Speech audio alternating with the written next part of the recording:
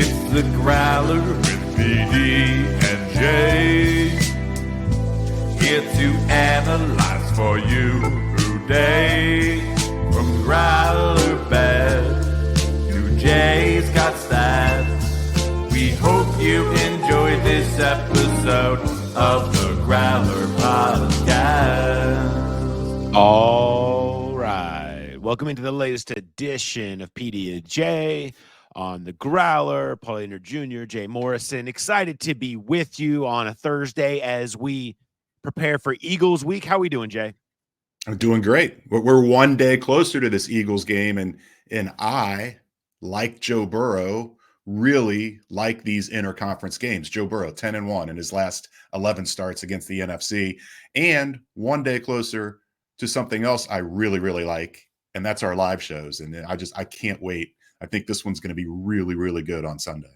Yeah, it is going to be fun. I'm very excited about that. We're at 10 a.m. kickoff. I trust you guys to show up in the morning, all right? Will the joint be jumping, Jay? Let's hope so. As Zach Taylor said yesterday, expects the joint will be jumping. And maybe our joint, we'll be getting people juiced up. We expect you guys to be ready to go. I know you will be. 10 a.m. We will start. Tim Crumry will be our guest, Ring of Honor inductee. Tim Crumry, excited to have him there. We'll be giving away graders. We'll have $3 Cincy lights. You can go to nationkitchenandbar.com if you want to reserve a table. It is going to be a great time. I believe our friends from Houday UK are going to be stopping by. I'm excited about that. Heard from them. Their group that does the trip over is coming into town, and heard from our good friend Paul Hirons and said, "Hey, yeah, I can't believe it. You got Crumry there. I'm going to be there. I want to make sure I show up." So excited to see some of our UK friends that we haven't seen. I'm sure they'll be having some pints. We're going to be giving stuff away. We've got a wheel now that we're going to spin to do giveaways.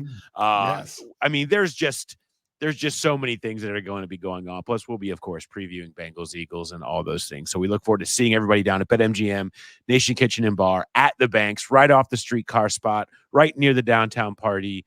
Can't get better than that. Looking forward to seeing some of you guys down there. We've got a lot to get to, though. Mm-hmm. I like this game. I've kind of been saying that this week. It's fun. It's unique. It doesn't feel the same. The Eagles have this like big NFC Bengals vibes.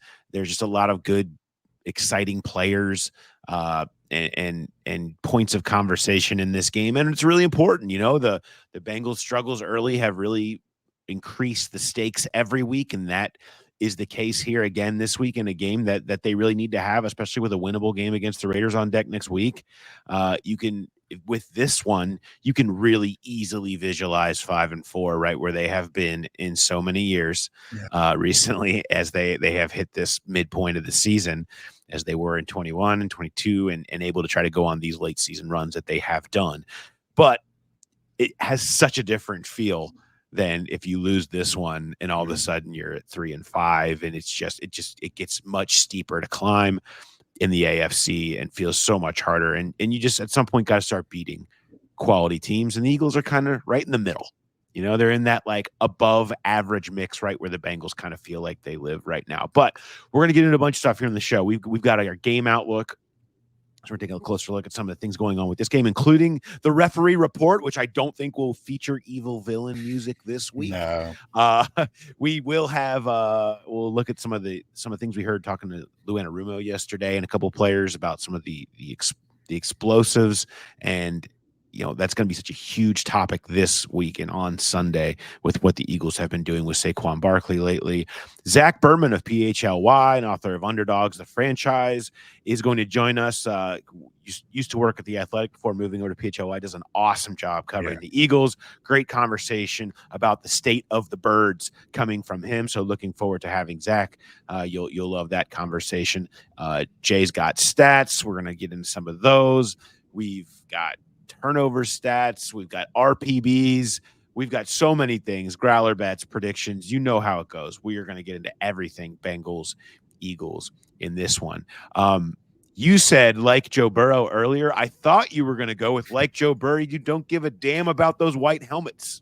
I was going to say, unlike Joe Burrow, I love the white Bengal. Joe Burrow could not give a damn about what he's wearing. That's it. No, he just said, you get excited for those white helmets? No, No. I don't. Get excited to play football, basically, is what he's trying to say about that. Which is just great. But if you need white, you need to wear white, go to CincyShirts.com. They have some Cincinnati football white shirts.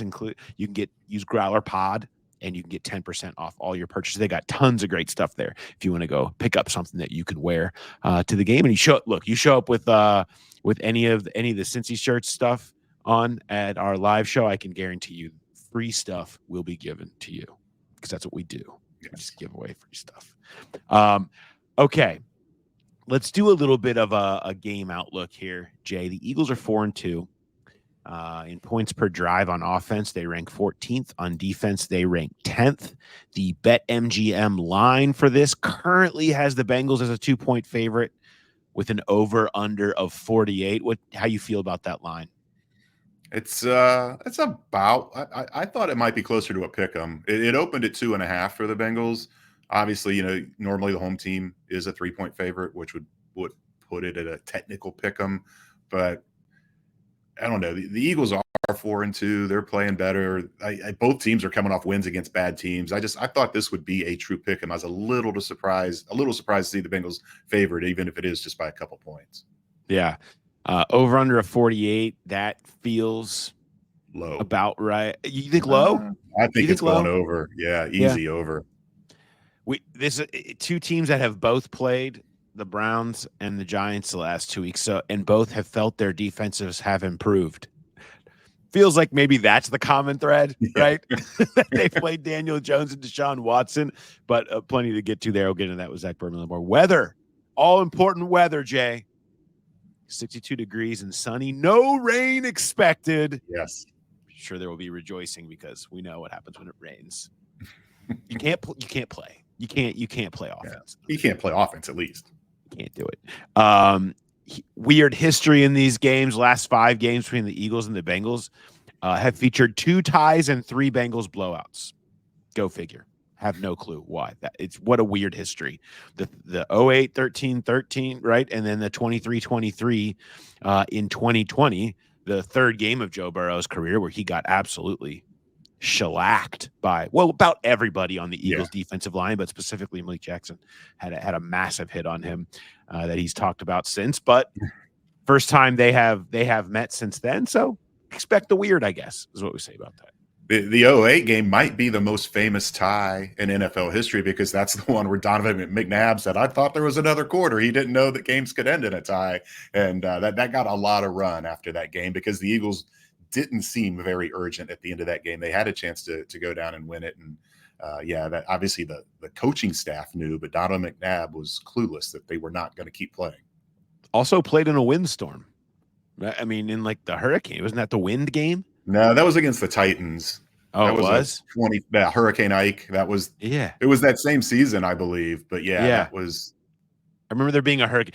Not a lot that you want to remember individually about the 08 season, and so that I blended those two together. That the tie had to have happened in the hurricane game. Look, 16 years ago, right? It's been a while. Is the point? Jay, do you have a referee outlook for me? Yeah, I do. So not, as you said, not an evil Ron Torbert week this week, but it is, again, they've been running through all the veteran referees. John Hussey's been a referee for a long time. He's been an official since 2002. He's been a head ref since 2015. The Bengals are 5-4 with John Hussey. The good thing that I think after a Torbert game, after any kind of game that you've tried to watch and it's just interrupted nonstop by flags, Hussey and his crew rank 14th of the 17 crews in penalties per game. They're only throwing 11.5 per game. So that's a good sign. If you're looking for some recent games that John Hussey officiated with the Bengals, you'd only have to go back to week 17 last year. I know Bengals fans weren't happy with the 25-17 loss to the Chiefs in Kansas City, but that wasn't I don't remember there being an egregious call on that one. And the Bengals had 3 penalties for 20 yards, Chiefs 3 for 39. Maybe the most fun game for Bengals fans that John Hussey officiated was the Monday night game against Pittsburgh, the Von Bell lays out Juju Smith-Schuster game. He did that one as well. All right. Love the rookie report. You know, you said the name Ron Torbert, which I wasn't expecting you to slip it in there. I should have been more prepared. I wasn't prepared. Yeah. I never want to miss an opportunity to play the evil music. All right, there we go. Maybe we'll get him again this year. I mean, let's hope so, right? Yes. I feel like he needs to get referenced in the referee report every single week now so that we can continue to play that music. I do know this. I do know a lot of plays were submitted to the league this week. And I don't know how happy that they were with some of the responses, but many conversations were had about a ton of plays that went down, and not a lot of happiness with how the game was officiated in Cleveland. All right. That said, maybe Hussey will help. Maybe they'll be happy with Hussey. That's the headline. Yeah, there you go. On Sunday night. All right. Let's get to some news. This week, we're recording this Wednesday morning before the Thursday practice. Geno Stone, Lou Anarumo told us was in walkthrough or on the field during walkthrough at least on Wednesday, but he did not practice in the practice in the afternoon. Orlando Brown was in uniform out at practice, but didn't really do anything. He stretched kind of, but even the like basic individual stuff where they line up and just fire out of their stance underneath the like cage thing to make sure they stay low, he wasn't even doing that stuff. So no, we'll see if that increases during the week. The doors are certainly been left open on both of those guys to play, but that's where the status is as far as we know it right now. Hope is alive, but we'll see.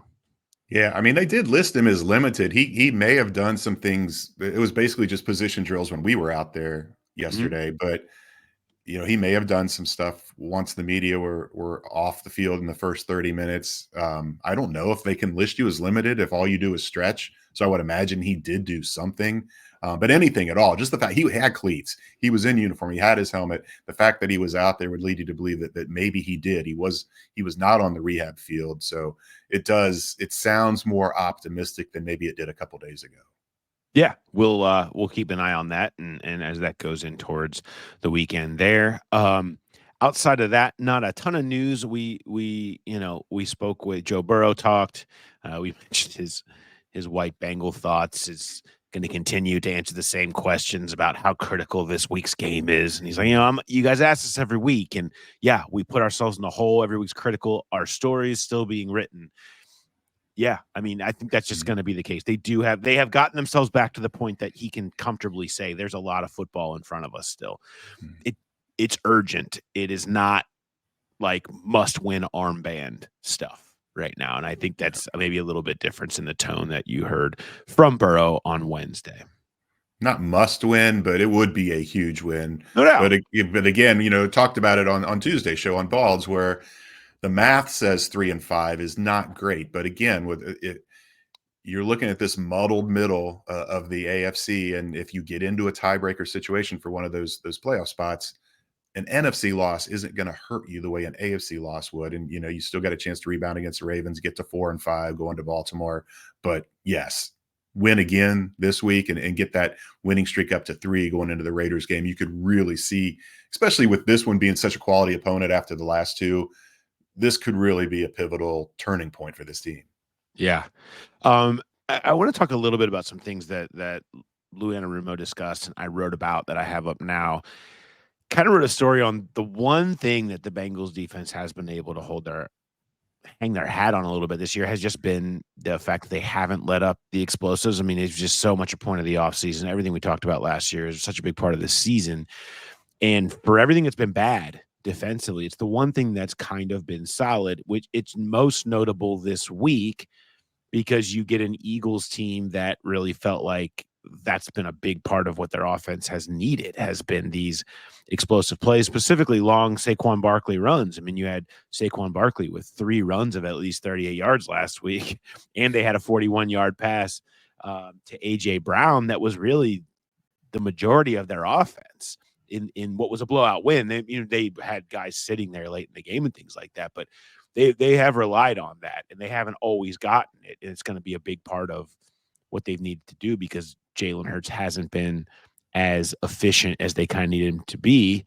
including not really working that like intermediate middle of the field, but they've been able to throw it over the top. And they've been able to do that sometimes. When you got A.J. Brown, Devontae Smith, you can do that. And Barkley's explosive. It's so much of what they need. So I really feel like that kind of comes into focus for the Bengals this week. And I wanted to point this out as I kind of dove a little bit into the numbers. I'll bring in my chart for my story here. What the Bengals defense has been in terms of explosive play rate allowed. And we talked a lot about this last year and how high the numbers were. The highest that they had been since the early days of Lou Anarumo. They are all the way down. They're second in the league. You know, they go from the last few years. Here's the Lou Anarumo explosive play percentage from all the way back to 2019. It was 13.8%. 2020, 13.2%. The dark days, as they're known. 2021 improved, got it down to 11.1. 2022 got it down to 10.9. Last year, all the way back up to 12.9%. This year, 8.2.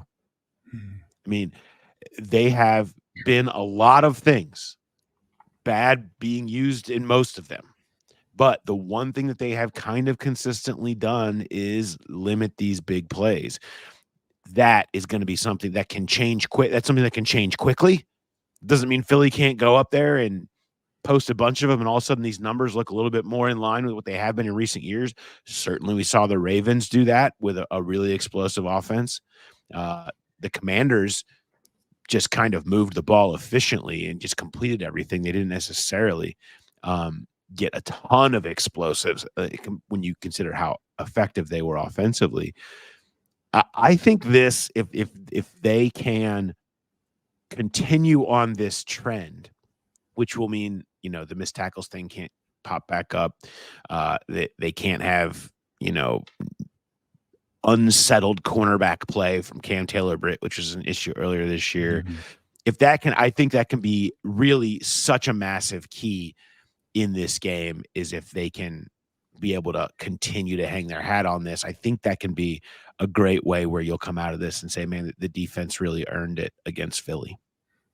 Yeah, exactly. Because the degree of difficulty has not been great. You would expect that number to be low the way it is when you're talking about 4 of your games were against 4 of the worst offenses in the league, in the Patriots, the Panthers, the Browns, and the Giants. It hasn't been murderer's row of offense. Now, they played great offenses in Washington and Baltimore, but yeah, that's something that this will tell. If they can limit the explosives, and not shut down the Eagles, you don't expect that, but not make it look like last year, and you know, just give up a couple, you would feel much better about this defense moving forward. And you know, it does seem that some of the issues that maybe aren't as much related to the offense, just tackling in general, that has gotten better, and that's, you know, it's going to be an upgrade too, because it was Nick Chubb light last week. It just wasn't the Nick Chubb. Saquon Barkley's different. And he's a dude that breaks a lot of tackles, and that's going to be something to really look for this week, because that is the one thing that could regress in a hurry. And if it does, then you really have concerns about this team moving forward. Yeah, that's the case, and we'll see how they deal with that. Another part of this, Jay, that I feel like is just we just get to this point now in the season. You get to late October, you start talking about Halloween, and you need to know who your team is. You know, if you have a team that can do it, that can make the run, you know, have a defense that has holes that will be fatal flaws, you know, if things are fixable or not. And so much of this season becoming dependent on young defensive players evolving into one that has more young defensive playmakers, kind of like you'll see the Eagles trot out on Sunday. And I thought it was a little bit interesting. I want to bring you some of Lou Anarumo talking specifically about Joseph Osai first and Miles Murphy with us on Wednesday. And because they're amongst this group that the tone is starting to change. And maybe that's just a product of the last couple of weeks. But the tone is starting to change specifically around Joseph Osai, who has been, has owned property in Lou Anarumo's doghouse for 3 years now, potentially seeing a little bit of a change there. I was very pleased. I told Joe, in front of the defense the other day, I thought he played his best game since he's been here. He was impactful in the run game. You saw him shed a block. I think it was off of Willis and make a tackle. Did that multiple times. Was around the quarterback. I thought he got held on one of them that he could have had a sack. So I was pleased with Joe, the way he played. Along those lines, how much is that rotation across the board helping everybody for like guys getting snaps and more reps to show something? And huge. Yeah, just from a freshness standpoint in the second half and the fourth quarter. And the more reps you get, the better you're going to be. And so I'm pleased that he's coming along. For Joseph, I know he's been here 4 years, but he hasn't played a whole lot. How important is that to see a game like that, to experience success, to kind of have something to build on? Well, against pretty good tackles over there, and a good run game. So yeah, I'm happy. Hopefully, it fills him with some confidence. How have you felt like Miles has been since coming back? Is he still kind of in ramp up phase in your mind? No, I think he's I think he's along the lines of some of these other guys where. All right, I've got a couple of weeks of practice on my belt now, and I'm starting to show, a little bit better each week. So he played really fast. He had a physical tackle in the backfield the other day, so I praised him as well. So there's some good signs there too. Good signs, praise, just not a lot of what we've been hearing involving a lot of these younger players. And we're talking specifically here about Osai and Miles Murphy, but a lot of these younger players, just a new tone on some of them. You cut out my favorite question from the whole interview, the one when you asked Lou about Miles Murphy as a cornerback. How was he? Yeah. I mean, he had the breakup in the end zone, did the seatbelt. I mean, it was that was great. But yeah, it is a big deal. And I talked to Joseph Osai about this yesterday. I'll have the story up later today, but he's been in Lou's doghouse, like you said, and it's been for a lot of reasons, but he's never played the run really well. And that's what stood out against Cleveland. He had 7 snaps where the Browns ran the ball and he had 4 tackles. I mean, that's a huge confidence boost for him. And he said that he's just the fact that Lou praised him like that, he said meant a lot. And he said, yeah, it hasn't been good the last couple of weeks, meaning him personally. And I said, was there a play or a moment that you feel like it kind of was a turning point? And he said, yeah, there was a play against the Giants where Von Bell and Jermaine Pratt funneled right to him as a 4th down. Everything was the way it's supposed to be done. And he missed the tackle. And he said, and Jermaine famously jumped him after the penalty in the AFC Championship game in 2022. And he said that wasn't this. That was Vaughn and Jermaine coming to him right there on the field and saying, you're good enough to make that play. You need to make that play. Instead of saying, what the hell are you doing? Come on, we got to have that. It was more of a positive encouragement. He just said that meant a lot. And that since that play, he has really kind of turned it on and started playing better. And you got to have that. That's Sam Hubbard is great at that, at setting the edge and being really good against the run. And if you can get Joseph Osai in that realm as well, because as great as Trey Hendrickson is as a pass rusher, he's not very good against the run. And so if you can get another edge guy that can be good against the run, especially in this division, and then you get Miles Murphy coming along as a pass rusher, and just that whole rotation, it just lifts everybody. They're fresher, they're stronger, they're better. And I think they'd like to get a little bit more out of McKinley Jackson and Chris Jenkins. I think it's been okay. The tone, but these are still rookies. You'd like to see a little bit more there, but you're right. And as a whole, the depth of that rotation, when you start getting these real contributions and best games that they've had from guys like Osai and Murphy, and then turn that next eye to the next level to Cam Taylor-Britt and to DJ Turner, who are going to be in the crosshairs this week. This feels like a game that you can exit talking about that as the theme. Mm-hmm. Bengals' young defense starting to grow into itself against a real offense that's had its struggles, but has a ton of talent. They're going to ask a lot in one-on-ones of Cam Taylor-Britt to go up against A.J. Brown, and it has very DK Metcalf vibes from last year. right? It was like that was a big game for Cam last year Mhm. where it was like, oh, Cam's turned into a guy. He rattled DK Metcalf, who didn't have any big plays, and DK really struggled with the physicality, and it pushed him over at one point out of frustration. And it was Mhm. like, man, Cam had a pick. Like it set off that part of his season that felt like he was on this Pro Bowl trajectory before his injury. He's looking for that now, and you got to think that he's going to have a lot of time on AJ Brown, given how DJ Turner so perfectly fits as a body type against Devonta Smith, Mhm. and Cam Taylor-Britt's play fits with AJ Brown. It would seem that they would want those guys to be kind of matched up. Didn't sound like they'll travel, not that they would No. tell us. So maybe they will, and they're just keeping it a secret. I would expect, though, to be a decent amount of attention there as it fits. A big one for Cam Taylor-Britt, who's had this up and down year too, and really DJ Turner, who loses a battle to Dax Hill and is trying to grind his way out of the hole a little bit. It's just this young defense is going to be counted on, and I feel like this will be a theme coming out of it, win or lose, of they could handle it or they were exposed once again for not being good enough. So to me, big theme of this game, eyes on the young defensive players needing to continue to have the kind of tone that Lou was giving to Joseph Osai and Miles Murphy. Yeah, eyes on the young players and eyes on the ball. I mean, that's been one of the issues with DJ Turner. He's played pretty well on the short and intermediate passes and in the running game even. But the deep balls, and you saw it the play right before halftime against the Browns, he does have trouble getting his head around. He's had a couple pass interference penalties already, and you know that Jalen Hurts is going to take some shots, whether it's Devonta Smith or AJ Brown. That is one area where DJ Turner has to get better. They can't keep having those pass interference penalties. It moves the team all the way down the field. All right, Jay's got stats. What stats you got for me? So, well, speaking of the defense, the young defense, turning over the opponent, the offense hasn't been taking advantage of it. There have been 8 takeaways that have given the ball to the offense this year.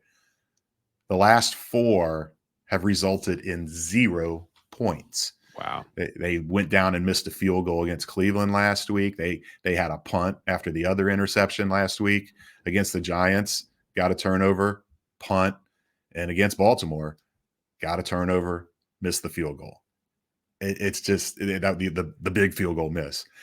It's something that it's been an issue this year. It was an issue last year. I went back, I looked at where they ranked this year, and they're at the bottom of the league in terms of scoring percentage and touchdown percentage after getting turnovers.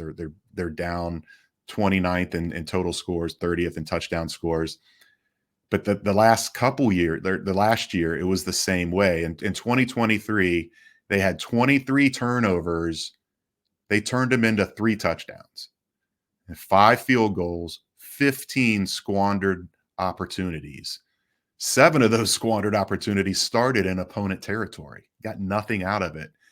It's not always been that way. In 2022, they had 21 turnovers that gave them the ball, which I say gave them the ball because that doesn't account the ones that were defensive scores. So when the offense takes over after a turnover, 2022, they had 21 of them. They scored touchdowns on 11 of them. They squandered 9, 6 of them were in opponent territory, but still 2 of those were missed field goals. They were much more opportunistic. Same in 2021, 17 turnovers, got 7 touchdowns and 5 field goals out of it. So something changed in 2023 where this offense is just not taking advantage of that. And you really do, especially when you have a young defense that isn't forcing a lot of turnovers. When they get them, the offense has to be able to capitalize on them. And 4 in a row with 0 points is just something that can't continue. No, because I do think that turnovers is going to be the inroad for the Bengals to win this game. Here's I got stats, Jay. You ready? Good. Yeah. Here we go. Eagles have the fewest turnovers forced this year. Only 2. Okay. That was 2 interceptions, both by Reed Blankenship. And they don't have any turnovers forced since week 3. Those came early in the year. Week 1 and week 3, they get those picks. That's it. Only turnovers forced by the Eagles this year. And then you have Joe Burrow, who enters with just 2 interceptions on the season. He is second amongst qualified QBs in turnover-worthy play percentage. Only Lamar Jackson has been better. He's down at 1.1%. Meanwhile, Jalen Hurts is dead last amongst qualifiers in turnover-worthy play percentage at 5.2%. But he has been better the last 2 weeks. No turnover-worthy plays the last 2 weeks. They played from ahead. They didn't ask him to do quite as much. We'll talk a little bit more about that with Zach Berman. But, that paints this picture of turnovers, which decides so many games. I mean, the Eagles are down near the bottom of the league in turnover margin, not because they've been just giving it up. They just can't get any. And that's unbelievable when you consider some of the talent they have on defense. And it just feels like, man, this could be a game where you look at that turnover margin even being 1 or 2, and that is the difference because the Eagles just haven't forced them. You certainly can't allow the Eagles to get a taste of that juice again because it's been so long for them. Can I add another brush stroke to that picture? Oh, I love it. Bob Ross me. Let's go. Happy little trees in the corner. So you mentioned it, 2 turnovers. I was wondering, well, how often does that happen where a team only forces 2 turnovers through their first 6 games of the season? The Eagles are one of just 7 teams in the Super Bowl era to have that few. Nobody's had 1 or 0. Two is the record for the fewest in the first 6 games of a season. Those 7 teams also on that list, the 2024 Raiders, who the Bengals play next week. So this is a chance for this Bengals offense that doesn't turn the ball over anyhow to really make some hay and maybe take some shots, take some more chances against defenses that just don't find a way to turn the ball over. And partially, I think you also get some Vic Fangio to that. I mean, he's going to sit back. He's going to play cover 3. He's going to keep it all in front of you and make it hard that way. But that's not necessarily going to be it's not a high risk defense that's gunning for turnovers. I mean, you can create them. The one thing you can't do is just give them one via fumble, which is something we've seen this team do this year. You can't just give one up in that regard. And so that's going to be a big one as well. But anyway, the turnover picture is certainly one that's very interesting when we talk about how this game is going to shape up. All right. That said, a couple of RPBs, and then we'll get to Zach. With the turnover thing in here, we're gonna go with I got a rarities RPB for you, Jay. Yes, like it. This is a good one here. So, what is most likely to happen in this game? The Bengals commit a turnover. Saquon Barkley has a run of 35 yards or more. Of course, we saw 3 of those last week for him. Trey Hendrickson is held sackless, lined up across from Fred Johnson. Big Fred. Love Big Fred. Big personality. Not necessarily been a great offensive lineman, but seems to be figuring some things out there in Philadelphia a little bit for himself. Good for him. Still sticking around. Couldn't believe he was still on a roster when I saw it a few weeks ago. I know. Much less about to be starting against Trey Hendrickson. That said, most likely to happen, Bengals turnover, Saquon 35-plus run, Trey Hendrickson going sackless. I mean, I actually had to look. Is that the same Fred Johnson? I didn't know he was on a roster either, let alone starting. It, Fred. But yeah, I mean, Mailata's hurt for them, so he's not their main starter, but he's filling in right now. And for that reason, for the Fred reason, I'm booting that one. I can't see Trey Hendrickson being held without a sack. He's actually had 2+ in the last 2 games. That ties a Bengals franchise record. He's the 6th Bengal to do that. The NFL record is 5 in a row with 2+ sacks. I don't know if he's going to get there, but the good chance he gets to 3 and sets the Bengals record this week. So I'll boot that one. I'll run with the run. I think Saquon finds a 35+ yard run. He's too good. This defense has shown that it can be beaten on explosives, even though it hasn't happened the last 2 weeks. And then I'll pass on the turnover part of it. Yeah, I'm with you. Saquon's going to bust 1 or 2. Yeah, he's too good. They've found too many of those to think that he's just not going to. And I'll say I want to do something different, and I can't. I No. can't see it working out where Trey doesn't get a sack in this one. Just when you consider the level he's playing, he's gonna see a ton of attention. There's no doubt. Yeah. There's going to be chips and tight ends and chips and rubs and nudges and all kinds of things, right? But I still, even that said, at some point they're going to be in a true pass set and they're going to ask Fred to go one-on-one against Trey, and we've seen how those have been turning out. So I'll agree with you on that one. All right, you have an RPB as well. I do. I've got an Eagles specific one because they have some unique characteristics, and one we've already talked about, the explosive plays. So what will be greater on Sunday? The number of Eagles explosives, Eagles first quarter points, or Eagles third down conversions. Now, Eagles are the only team in the league that has not scored in the first quarter this year. At the 6 games, no points in the first quarter. You guys Zero first quarter points. Zero first quarter points. You thought the Bengals started slow. The Eagles are much slower starters. And third down conversions, they only have 28 of them. They were 1 of 13 last week on third down. They're just, that's not a strength of this team for whatever reason. And you'll hear from Zach Berman on why he thinks that is. So what do you think will be greater? Eagles explosive, Eagles first quarter points, or Eagles third down conversions? Well, you know what? I'm not going to bet against the trend. I'm going to say that they still don't score first quarter points. I mean, that is startling to me. It is. I will say Eagles third down conversions. I'll run with that and pass on explosives, but I think they'll get some third down. Certainly, we've seen the Bengals have been susceptible to that, and they can get themselves in a lot of third and manageables probably just by running the ball efficiently. And so I'll go with that. Man, that's crazy. That is just crazy to not have a single first quarter point. Yeah, through 6 games. Wow. And I mean, they have one game over 30, but they haven't just been dreadful on offense. They found ways to score. It's just not early. I'm going to do the same thing. I'm going to boot them, and not just because of not betting against the trend, but I just kind of got the feeling talking to Zach Taylor yesterday at his press conference about the crowd energy and how they want to start fast and all of that. And I wouldn't be surprised if this is a game where if they win the coin toss, they go ahead and take the ball first and try to jump on the Eagles early. We've seen them do that in the past. It's not an automatic defer.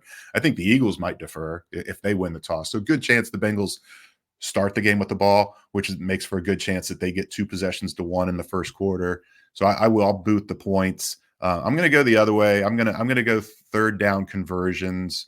I'm sorry, I'm going to go explosive plays. I think they're going to come up with a few this week, and then I'll pass on the third down conversions. They might have more fourth down conversions than they have third down conversions. So I'll vary with you a little bit there. We'll flip our runs and our passes. Okay. Let's take this time now and let's talk to our friend Zach Berman. Let's bring him in and talk a little bit about everything that's going on with the always interesting media environment in Philadelphia. And if you're watching us on YouTube, thank you. Always great to have you here on our YouTube channel.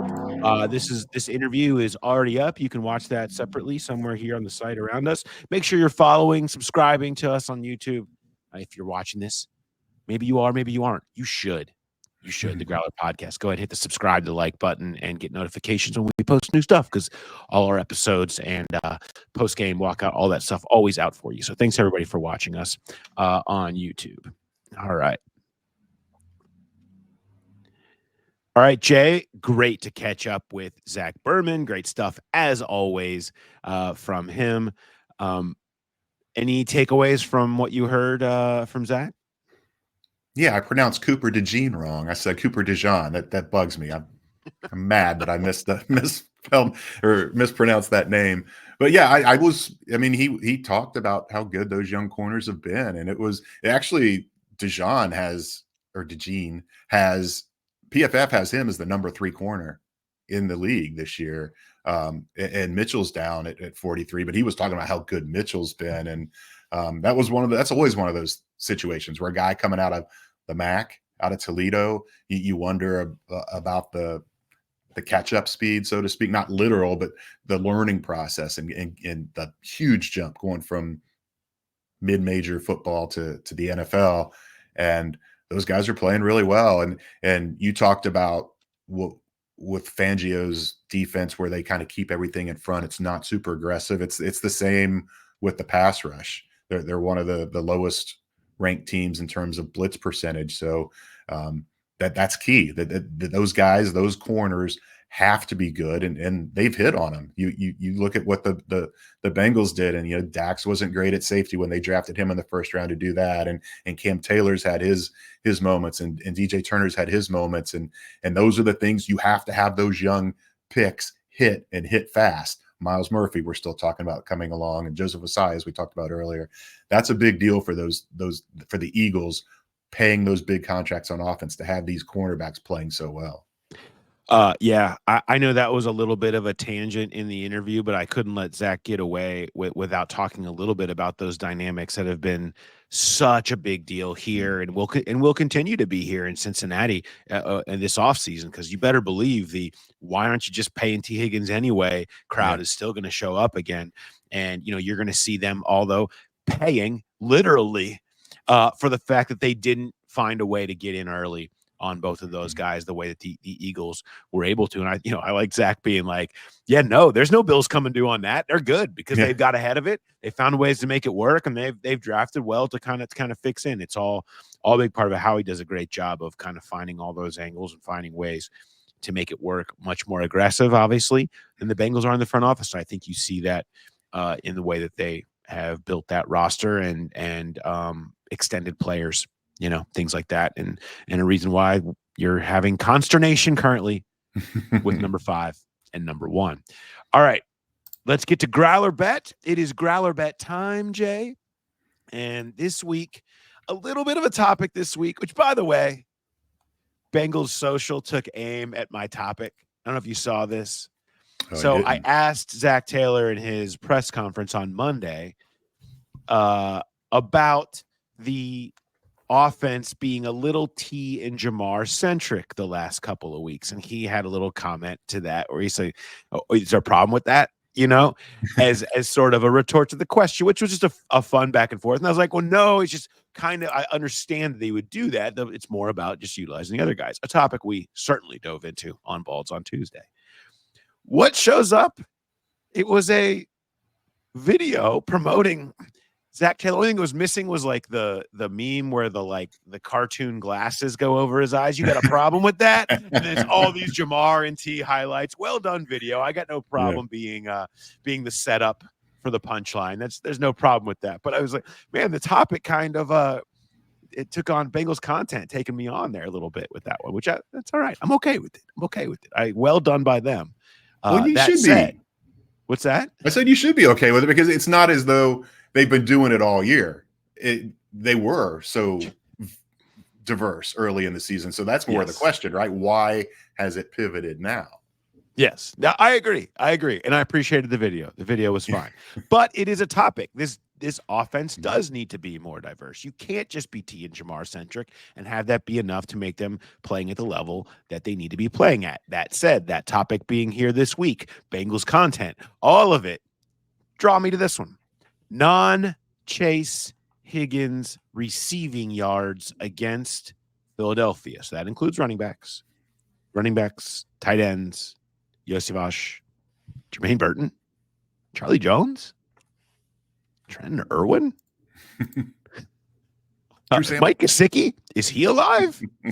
Any of these other people, all of their yards combined, non-Chase Higgins receiving yards against the Eagles is this week's Growler Bet. Send your submissions to the Growler Podcast at gmail.com, or you can still submit on Twitter. Had a Twitter winner last week.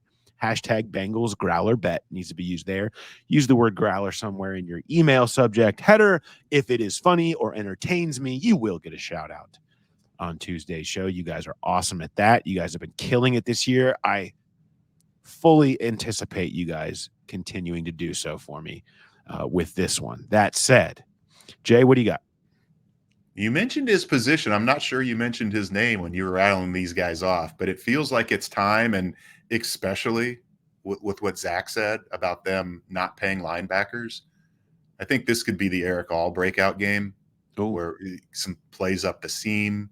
I think they find a way to get Yoshi a pass or two. You're going to have screens. I think it's going to be a substantial number. I'm going to go 91 non-Chase Higgins receiving yards. Okay. I mean, they had the game in Kansas City earlier this year. I mean, you had Gesicki alone, up at that number, and plus everybody else. They were up over 150 tight ends. All those, there's just the tight end game plan. Can that be a part of this? The screen game feels like it has it's been dabbled in, but it certainly hasn't been utilized with the same effectiveness that we saw last year at the end of the year. All of that, I do think that there is going to be an element. They're going to want to go after these rookie cornerbacks, but I just think when you're constantly checking down and throwing underneath of Vic Fangio's defense, that does turn into a lot of non-Chase Higgins. So I'll go higher than you. I'll be more aggressive than you. I'll go 120. I'll go 120 for non-Chase Higgins receiving yards in this one, with potentially maybe an explosive from Chase Brown looking to juke out his twin brother Sidney, which is such a fun storyline going on this week as they will match up. Sidney is a safety who was activated for the Eagles, and so maybe we'll get some brown on brown crime going down this week, which could be a lot of fun. If we do, he only played 9 snaps last week on defense, and it was in garbage time because the Eagles were winning. But he is their most active guy on special teams. So and Chase Brown leads the Bengals in punt return, or in kickoff returns. So maybe a Chase Brown kickoff return, and it's Sidney Brown bearing down on him. I think that's where we might see the Brown on Brown matchup. Like that. All right, let's go. Prediction time, Jay. What do you got? Yeah, I said I like the over. I think this is going to be in the mid-50s. I think it's going to be back and forth. A really fun, entertaining game to watch. I'm not going to predict the number of lead changes, but I think there will be multiple lead changes. I'm going to go Bengals 28, Eagles 27. I think even though they're going against a much better offense than they have the last couple weeks, I still think it's not going to look like the Ravens. It's not going to look like the Commanders. Force him to kick a couple field goals with Jake Elliott. Don't want to reopen that old wound, but he's still there, still really good in Philadelphia. And then a late drive by Burrow and a late extra point by Evan McPherson to win the game 28-27. Okay. You got to kind of like the idea of Jake Elliott having to line up for like a 60-yarder or something like that. The Jake Elliott revenge. It will never go away, by the way. That wound will always exist till the end of time. I really want to predict a tie.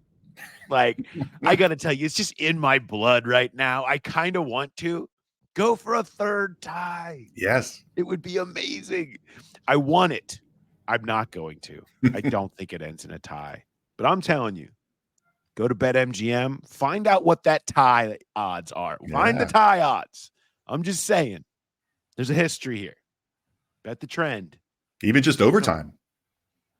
Bet overtime. Overtime feels like a good one to put. I would be interested in the money, the money down on overtime for sure in this one. That said, I'm gonna say I do think that Cam Taylor, Britt, AJ Brown matchup, how that goes, will have a lot of say. Let's just say this. We'll be standing at Cam Taylor Britt's locker after this game. Yeah. It feels important, and it feels like there's going to be a lot of physicality that's going to go on there that we'll end up talking about.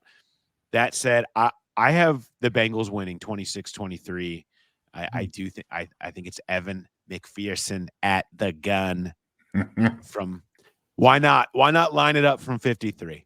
Let's make it 50 plus, and they run 3 times to set it up again. This time Rico gets the hold down, and McPherson hits 26-23 Bengals. I think a Hurts turnover in the fourth quarter ends up being the difference in this game. I'm getting hyper specific on how I'm envisioning this game playing out. But some of the trends that we've seen, I think the Eagles really good in the red zone.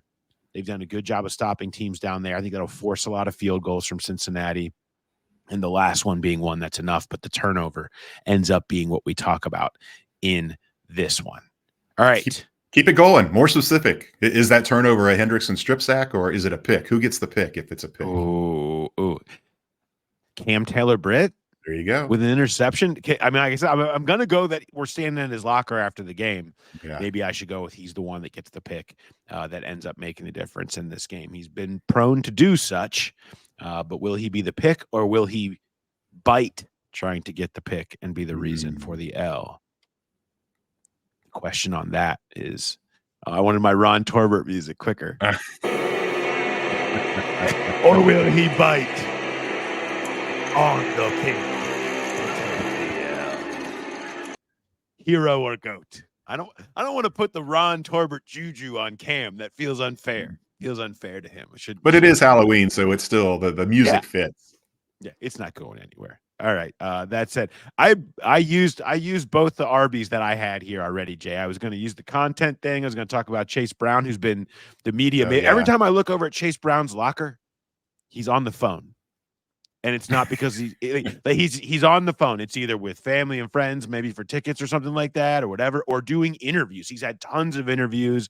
He did like hours with TSN last week, the big profile on Canadian ESPN. He's everybody wants a piece of Chase Brown this week. As he's been a very, very, very busy man. I'm just every time you go in the locker room, it's like, okay, who's Chase got to talk to now? He's going to be like, all right. I thought I was going to be happy. I didn't want to go to see New York media. I feel like I'm part of New York media right now, where it's just constantly getting interviewed. But been a busy week for Chase. But you not have over one for me. It's not. I was going to say it's not over yet. There's two Canadian outlets coming to the game to actually talk to both Sydney and Chase after the game and to get B-roll. So be some new faces in the locker room after the game. I do have one. This one surprised me. So I can't remember what I was doing, but an alert popped up on my phone, a calendar alert, and it said, check 2023 tight end stats after 1 year and a half. And it was set to, it told me to do it today, but it popped up yesterday. It was like a 1 day in advance of the actual time I was supposed to check them. So I waited till today and I checked them. And I think this was a conversation with Zach Taylor, because remember last year that we thought for sure they were going to take a tight end and they didn't, and they took Miles Murphy in the first round, and so there was a lot of talk with the Bengals about, it just didn't fit us, it didn't hit us. They loved Dalton Kincaid, but he was off the board. Sam Laporta would have been a nice one. He was still available when they took Murphy instead, but maybe they do have a point. There was 16 tight ends taken in the draft last year. Through whatever we're at now, 7 plus 17 weeks, 24 weeks, only one, Laporta, has topped 1,000 yards. Only 3 have topped 400 yards receiving. And remember last year, a lot of those of the 16 that were drafted, half of them were day 1 and day 2, like rounds 1 through 3. People were going in on the tight ends early, and there just has not been a lot of difference makers. And maybe that the Bengals were right in waiting until this year. Eric All is not going to show up a year and a half later on this list of most receiving yards, but he's been a huge difference maker for this team. And maybe that was that one instance where the patience paid off for this offense. I want to know is why we were supposed to put that down in your calendar in the first place, Jay. What was the actual reasoning? Like, what was, other than let's check into this, but why were we checking into it? What were we specifically looking for? I do think it was because Zach talks to us. He does the off the record sessions on Friday, and I tend to remember a conversation about the tight ends because they got halfway through the year last year, and there was struggles, and it's like, why didn't you draft a tight end? And Miles Murphy wasn't doing well, and there was kind of talk about that, and I think that's where that came from. I wish I could see on my phone when I plug that in, when I plug that reminder in to do that. There's no way to do that on Apple that I know of, but I just thought it was funny that that popped up. A lot of times I put people's birthdays in there and some other dentist appointments, doctor's appointments, that kind of things. But that was very odd to pop up to tell me to look up a stat. You need to start being more specific in your I do. random 18-month later reminders about I do. why exactly you're doing this, because we are not going to remember that. But that's amazing. It was that's a fun revisit, and I don't think the Bengals are sad at all about having Eric All at this point. Although I think the Laporta revisionist history is going to continue. I don't think that's going anywhere. Miles Murphy's the only one that can make that one subside at this point, because unless Miles Murphy becomes a dude, it's going to be hard to swallow the Laporta thing, as good as he has been for Detroit. All right, Jay, going to be a very fun game. Really looking forward to Bengals Eagles and the walkout presented by Cincy Shirts that will be coming your way afterwards. Reminder, go to Cincy Shirts, use Growler Pod. And if you use that as your promo code, you can get 10% off your entire order. Go get your any white shirts about Cincinnati football that you'd like to get. They got tons of it. All the Cincinnati stuff is there. Highly recommend that. And so we'll have that coming to Sunday. Who Dey Light tomorrow. Myself, Mark Shalafou, will be taking on the lighter side of the Bengals week. If you have questions or comments or criticisms or ambush, or you want to talk about our parenting techniques, feel free to send those to us at thegrowlerpodcast@gmail.com, and we will try to get to them.